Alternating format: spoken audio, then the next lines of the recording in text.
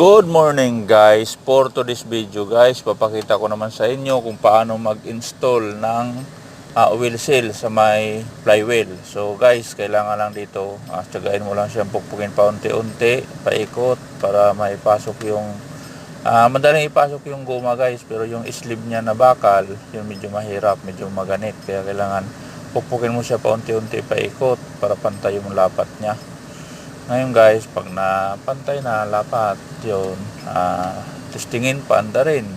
So karamihan kasi dito guys, pag paandar, tumatagas siya agad. Kaya kailangan sure ball. Pero hindi talaga ma-sure ball guys. Mayroon talaga minsan na talagang tumatagas.